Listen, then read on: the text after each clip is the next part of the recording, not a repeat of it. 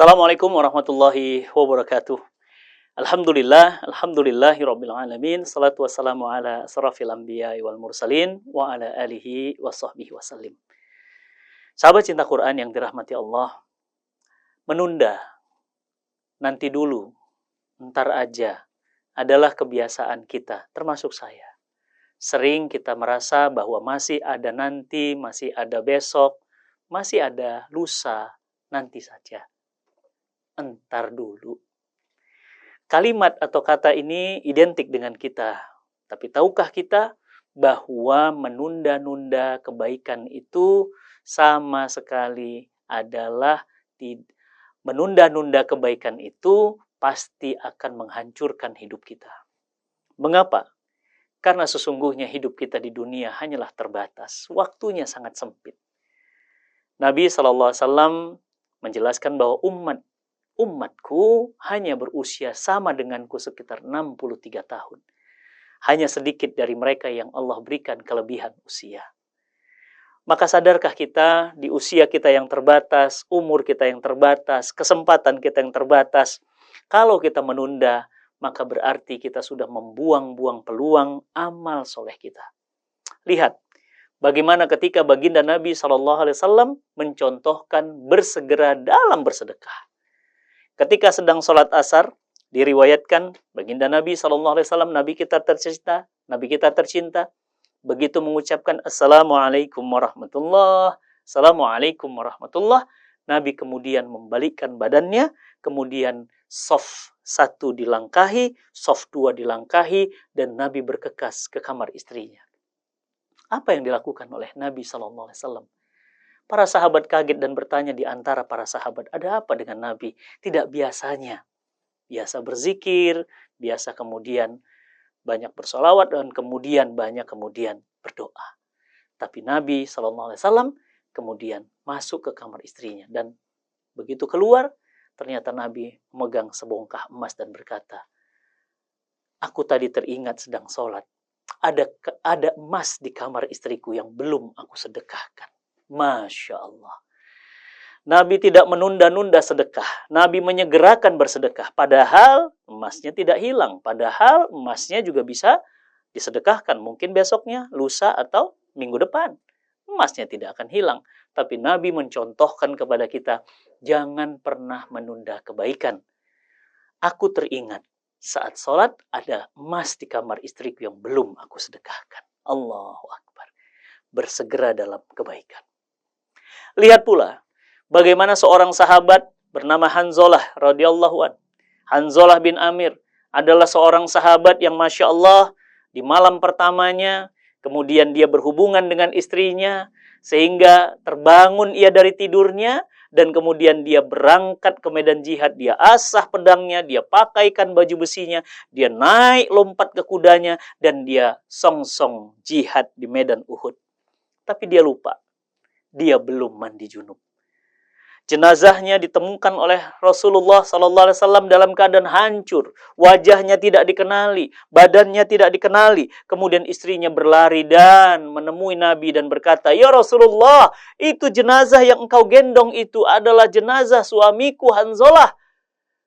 Dan kata Nabi, Hanzalah, bukankah dia malam pertama dengan istrinya? Ya Rasulullah, dan dia belum mandi junub. Lihat, apa pelajarannya? Hanya untuk mandi junub pun meninggalkan itu semua dan bersegera dalam jihad fisabilillah. Padahal berapa menit sih mandi junub? Bersegera dalam kebaikan menjadi habit, menjadi value, menjadi nilai, menjadi budaya para sahabat. Dicontohkan oleh baginda Nabi SAW, tidak pernah menunda-nunda kebaikan. Bersegera. Begitupun ketika baginda Nabi SAW sujud, ruku, yang tadinya kiblat menghadap Masjidil Aqsa, lantas Jibril memberitakan, ya Muhammad, kiblat sudah dipindah ke Masjidil Haram. Maka Nabi kemudian masuk pada arah yang ditentukan oleh Jibril, kiblat berpindah ke Masjidil Haram. Tanpa menunda, nanti tunggu dulu sebentar lagi. Nabi dan para sahabat mencontohkan kepada kita betapa bersegera dalam kebaikan adalah sebuah hal yang harus disegerakan. Jangan pernah menunda-nunda kebaikan. Maka sahabat yang dirahmati Allah, dalam hidup kita sering merasa masih ada besok, masih ada lusa, masih ada nanti. Jangan menunda-nunda kebaikan, karena kita tidak tahu apakah besok kita masih ada. Lihat, saya punya perjalanan umroh bersama seorang jamaah. Jamaah ini orang biasa saja, bukan kiai, bukan habib, dia juga bukan seorang ulama, apalagi seorang dai, bukan, hanya orang biasa saja. Dan ini adalah umroh pertamanya. Beliau wafat di Madinah Al-Munawwarah. Beliau wafat di Madinah hari Jumat, ba'da sholat Jumat. Dan beliau disolatkan ratusan ribu orang di Madinah Al-Munawwarah, dan saya ikut memakamkan jenazahnya, dimakamkan di makam Baqi Qarqad, Jannatun Baqi. Kisah ini nyata, saya sendiri yang menghantarkan jenazahnya ke makam Baqi. Hari Jumat wafat, disolatkan oleh ratusan ribu orang-orang yang sedang berada di Madinah Al-Munawwarah, berkumpul keberkahan kepada beliau. Luar biasa. Siapa beliau? Ternyata setelah beliau wafat, saya bertanya kepada istrinya, apa yang beliau lakukan? Beliau ternyata orang yang bersegera dalam kebaikan, sering menghantarkan sedekah-sedekah, paket makanan ke masjid-masjid, tidak pernah menunda, hari-harinya sibuk membagikan makanan. Meskipun ringan, meskipun kecil, tidak pernah menunda kebaikan. Maka jamaah yang dirahmati Allah, bagaimana seseorang itu bisa wafat dalam keadaan seindah itu? Wafat di Madinah. Apa kata Nabi? Kalau kalian ingin wafat, mintalah wafat di Madinah. Karena orang yang wafat di Madinah akan dibangkitkan di Yaumil Mahsyar pertama kali. Allahu Akbar. Dan bukan hanya wafat di Madinah, disolatkan ratusan ribu jamaah dari seluruh dunia. Dan bukan hanya disolatkan ribuan jamaah di seluruh dunia, dia wafat hari Jumat di Madinah, disolatkan, dimakamkan di makam Baqi Qarqad.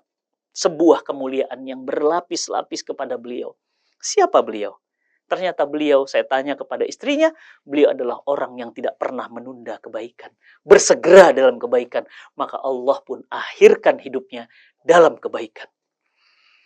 Maka sahabat yang dirahmati Allah, apa alasan kita menunda-nunda kebaikan? Apa yang membuat kita masih mengatakan nanti dulu, entar lagi, besok aja, dan seterusnya, padahal Ramadan tahun ini belum tentu ada di tahun depan. Maka bagi yang punya keinginan berangkat umroh, umrohlah Ramadan. Bagi yang ingin berangkat subuh nanti sholat subuh, jangan menunda subuh. Berangkat, ajak anak, ajak istri berangkat sholat ke masjid. Bagi yang ingin membaca Quran, segera, sekarang juga, tunaikan, baca Quran. 1 lembar, 2 lembar, 1 juz, 2 juz, sehingga kita bisa menyelesaikan 30 juz di bulan Ramadan. Bagi yang ingin bersedekah pun, jangan menunda-nunda, langsung sekarang. Jangan suka nanti-nanti. Nanti akan jadi mati, dan kita akan menyesal selamanya, dan tidak akan pernah berarti. Maka sahabat yang dirahmati Allah, sahabat cinta Quran dimanapun berada, mental menyegerakan dalam kebaikan ini adalah mental warisan baginda Nabi SAW. Kalau punya niat baik, kalau punya rencana, cepat eksekusi dengan eksekusi terbaik. Karena itulah yang dicontohkan oleh Nabi, para sahabat radhiyallahu anhum majmain, dan seluruh salafus soleh. Maka nggak usah heran, mereka punya peradaban mulia. Mereka punya risalah yang mulia, dan mereka bisa menyebarkan Islam ke seluruh penjuru dunia, karena mereka tidak pernah menunda-nunda kebaikan. Maka, apa rencana kita di bulan Ramadan ini? Ingin berwakaf untuk pembangunan Masjid Yokohama di Jepang? Tunaikan Ramadan. Kita ingin membantu anak-anak duafa dan guru-guru Quran dengan dana zakat kita? Segera sekarang tunaikan. Kita ingin membangun sekolah generasi Quran untuk anak-anak duafa yang tidak bisa bersekolah. Tunaikan sekarang. Kita ingin membantu anak-anak para pejuang kesembuhan di rumah Singgah Al-Fatih. Langsung pagi ini. Kita ingin membangun pesantren untuk kalangan tunanetra. Mereka tidak bisa melihat, tapi mereka hafal Quran. Mereka punya pesantren namanya Sam'an Cinta Quran. Tunaikan hari ini. Jangan tunda. Sebelum tayangan ini berakhir, langsung tunaikan. Sahabat cinta Quran yang dirahmati Allah. Begitupun para sahabat, begitu mendengar perintah haramnya khomar, mereka langsung memecahkan kendi-kendi mereka. Mereka tidak lagi meminum air yang sisa tegukan mereka. Mereka langsung memecahkan hingga kemudian Madinah ditemukan becek dengan air khamr di tengah-tengah rumah, bahkan di pinggir rumah mereka. Begitulah mental para sahabat diajarkan oleh Nabi tercinta. Jangan pernah menunda kebaikan. Maka sahabat cinta Quran yang dirahmati Allah, bulan Ramadan ini bulan penuh keberkahan, bulan penuh ampunan. Bersegeralah mohon ampun kepada Rabb kita. Wasari'u ila magfiratim min rabbikum. Bersegeralah kalian mohon ampun kepada Rabb kalian. Wajannah, dan surganya yang seluas langit dan bumi disediakan kepada orang yang bertakwa. Semoga kita bisa memiliki habit, kebiasaan, budaya tidak pernah menunda-nunda kebaikan. Dan itu menjadi karakter kita, menjadi kebiasaan kita. Kalau sudah punya keinginan, segera laksanakan dan tuntaskan. Jangan bilang besok, nanti saja, antar dulu. Semoga saya dan kita semua teman-teman, sahabat cinta Quran, memiliki kebiasaan selalu menyegerakan kebaikan. Karena kita belum tentu tahu, belum tentu ada besok untuk kita, maka segerakan kebaikan. Ayo, sambut panggilan Allah, sambut ampunan dari Allah di bulan Ramadan ini dengan menyegerakan kebaikan. Semoga bermanfaat. Walafu minkum. Assalamualaikum warahmatullahi wabarakatuh.